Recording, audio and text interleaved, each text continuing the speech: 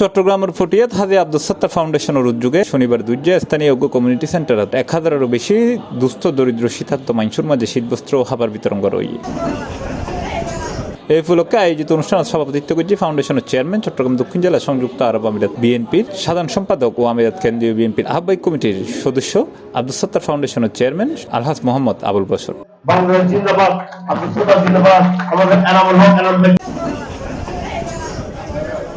এই আয়োজনে যে আবুল বশর সাহেব যে উদ্যোগটা গ্রহণ করেছেন, সেই উদ্যোগের সাথে আমাদেরকেও শিক্ষা নিতে হবে।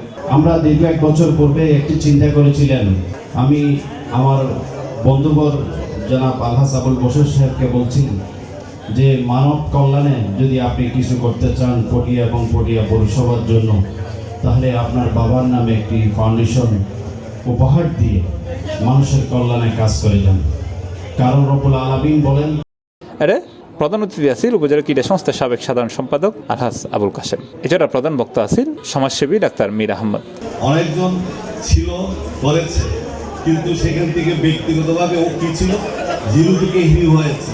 ওর থেকে জিরো থেকে হিরো হতে হবে না, উনি হিরো হয়ে আছে। তাই ওনাকে যদি আমরা এখানে কোনো একটা কাজের মধ্যে যদি লিপিবদ্ধ করি, তাহলে উনি অনেক কাজ করতে পারেন। ওনার জন্য সবাই দোয়া করবেন।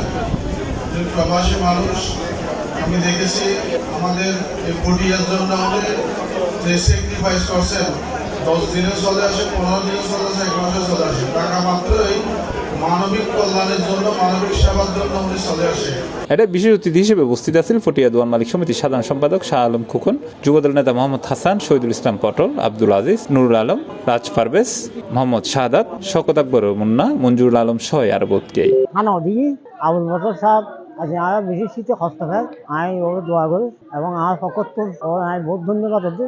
এইভাবে সম্বল নয়, শুধু আরো অন্যান্য কিছু দিকটার মতন ওর আল্লাহ ওর তৌফিক।